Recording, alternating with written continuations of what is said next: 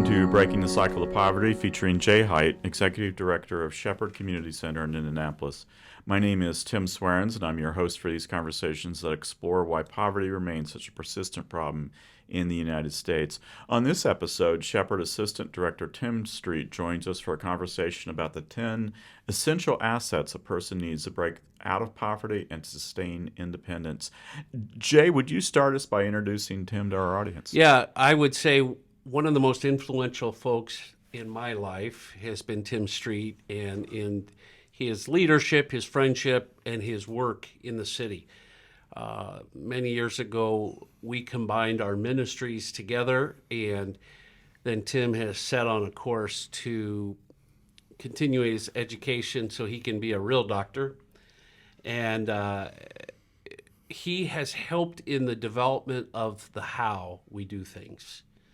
And whether it was Poverty 101, whether it's City 101, or now the 10 assets, Tim has helped shape the philosophy and helped me better understand how, as a leader at Shepherd, how we need to lead this organization. So Tim we've got him a new title. He's Chief Learning Officer. And we're hoping that maybe he can help me learn algebra. But he's done a lot of great things. I don't think that's a hard job. I don't think God could even do that. But Tim, I'm excited to have him here with us today. As I said, I can't say enough good and positive about his impact in my life. I think the lives of so many have been impacted and will continue through the work of his hands. Tim, thank you for being here today. You played a key role in identifying for Shepherd the 10 essential assets for helping a person break out of poverty.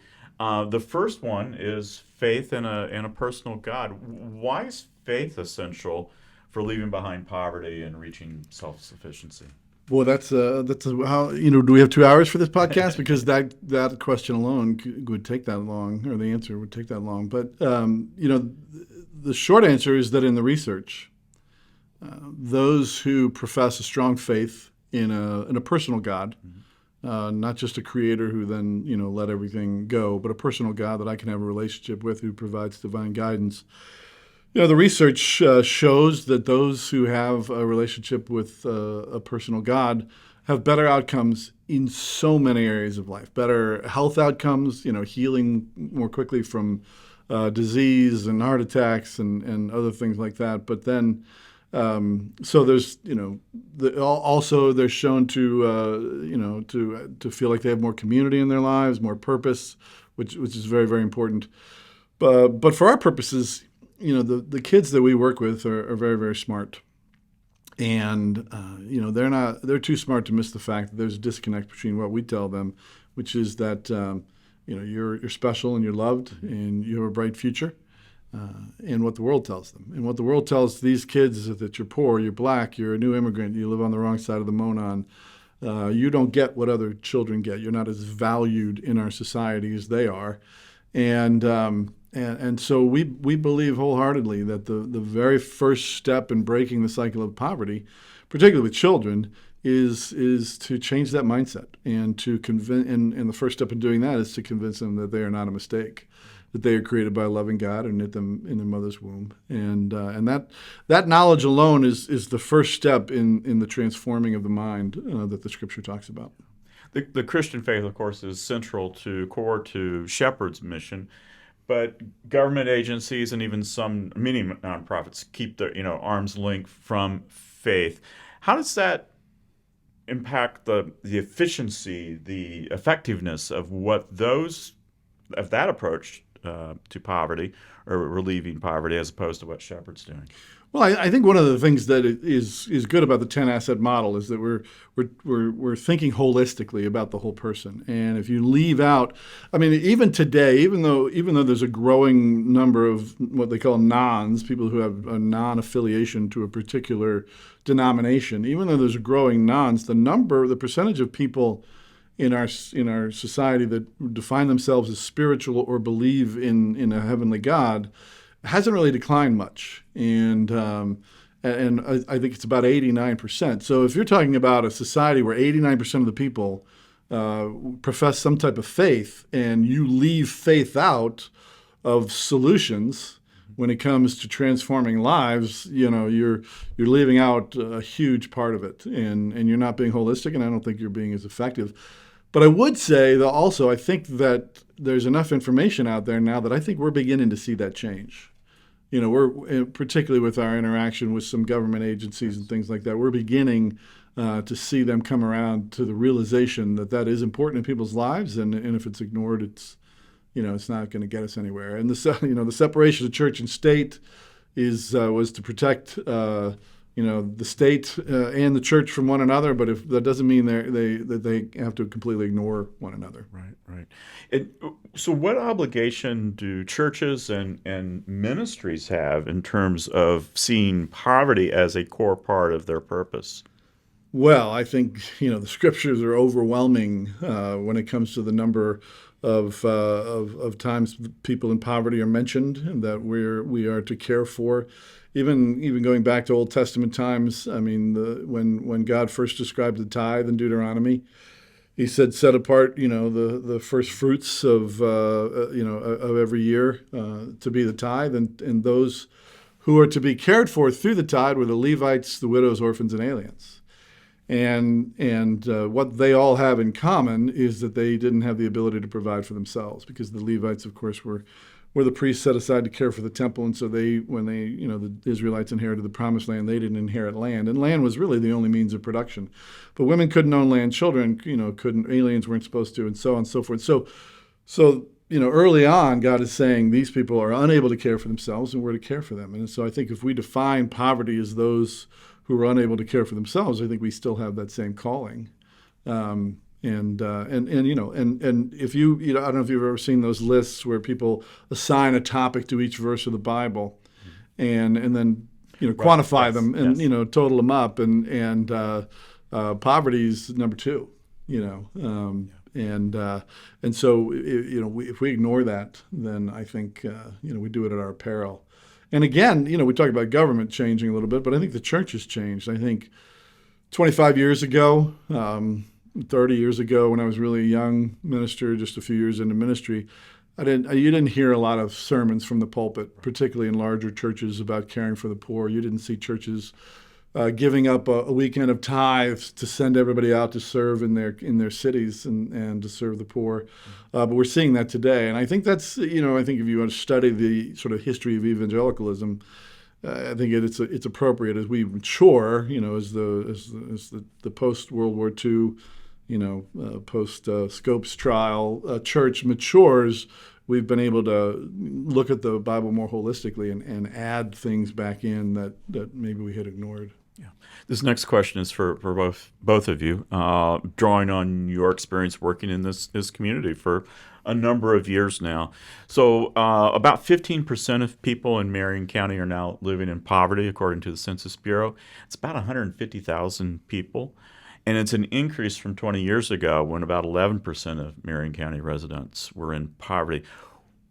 From your perspective, what's driving that increase in poverty among our neighbors, and why is it happening despite the efforts that so many people have put in to improve our schools, to improve our neighborhoods, to bring more jobs into the community? What's happening? Well, something you said, we don't have neighborhoods. We have places where people live or rent.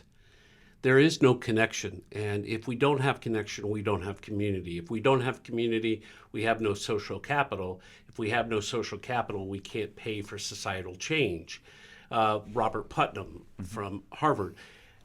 We have lost community, and we talk about here at Shepherd in 2030, we want to re-neighbor the hood, but things dramatically changed from the childhood that the three of us had, where I grew up, I was spanked by every mom on the block, and we'd go out and play all day, and at lunch, one mom would go out, and life was different, but we ran out the front door, off the front porch, played up and down, and then at night, when mom and dad were done with the kitchen dishes, and mom would look out the window and look at Mrs. Amos across the driveway, because the kitchens were designed to face each other. Mm-hmm. They opened the windows. They would talk while they did dishes. Society changed. The porch went to the back. privacy fence, garage door openers. You didn't park in your driveway anymore.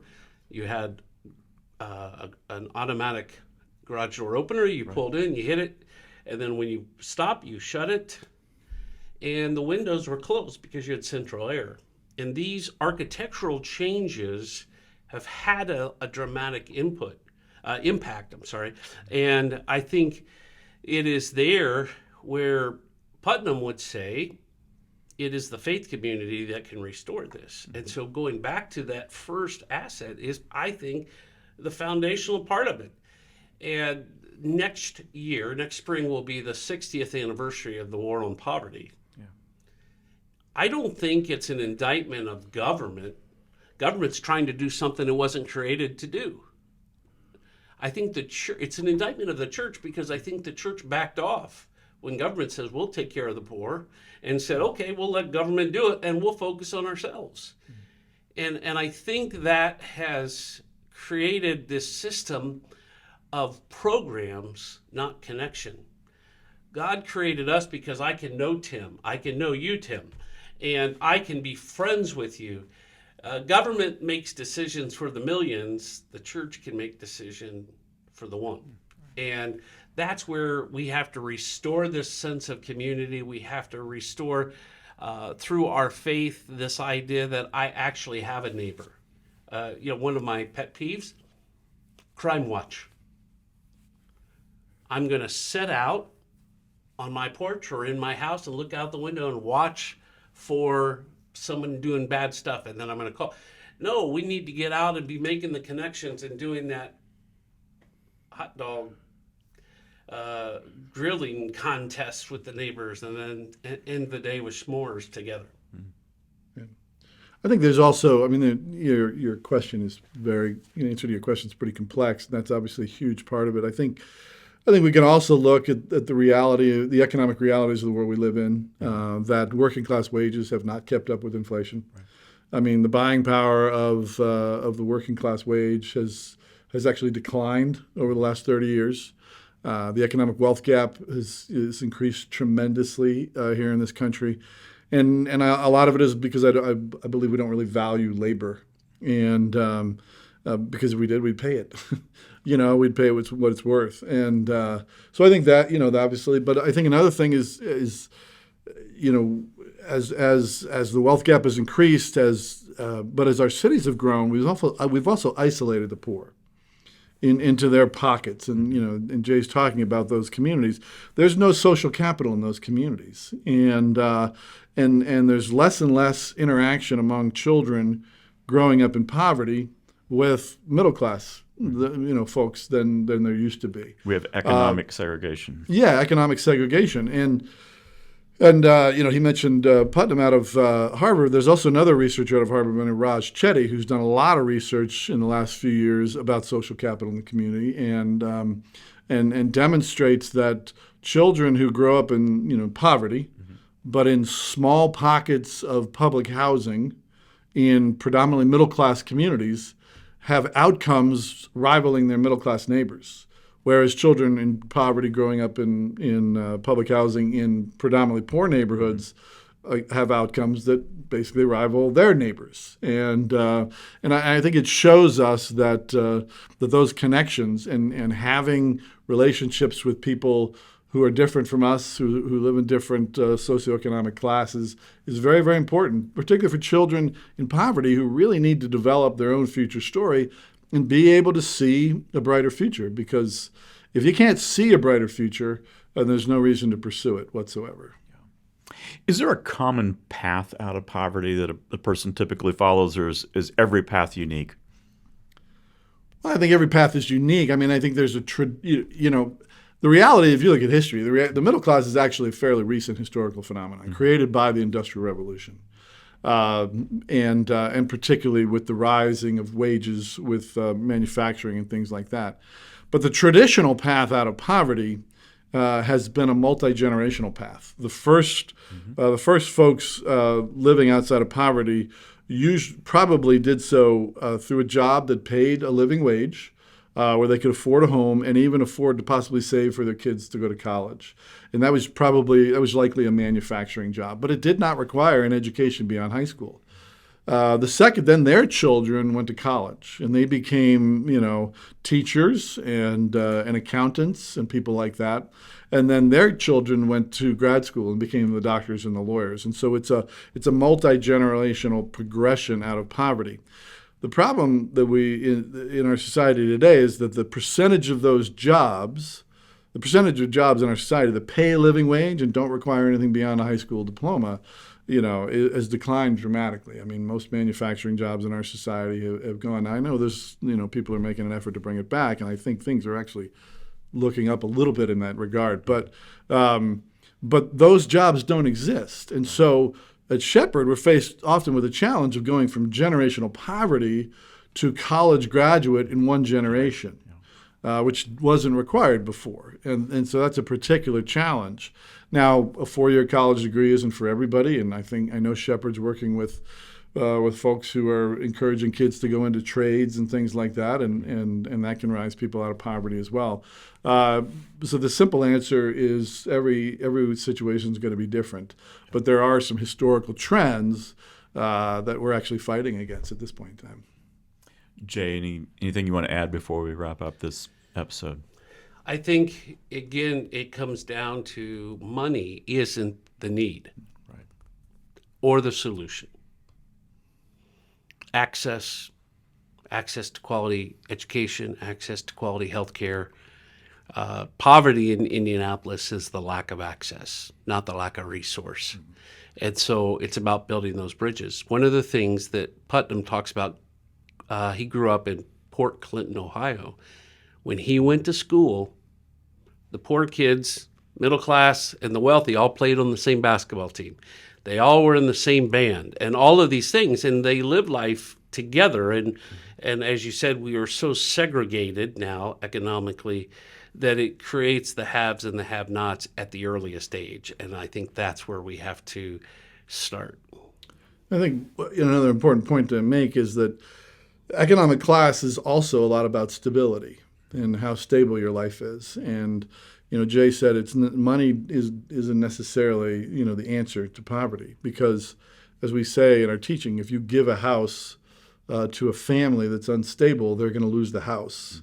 And I think what the 10 assets is really all about is what we refer to as upward stability, encouraging families to increase their stability.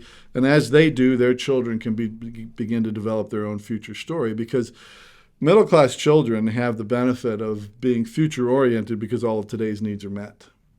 I have to be present-oriented if all of today's needs are not met, if I have to just worry about today, getting today's needs met. When a family is empowered through their own work to have more and more of these assets and their stability increases, their children can begin to see, today's needs are met, and I can begin to dream about a better future. And so stability is so important because, again, as Jay said, we're not really in the business of raising income because, or empowering families to raise income. But if they raise their stability, income usually follows. Income is not a leading indicator. It's a lagging indicator. Thank you, Tim and Jay. We'll continue this conversation in our next episode. For 37 years, Shepherd Community has made a lasting difference in the lives of thousands and thousands of neighbors, and the Shepherd team couldn't do that work without the support of donors, partners, and volunteers. To learn more about how you can help, please visit shepherdcommunity.org. Thank you for listening.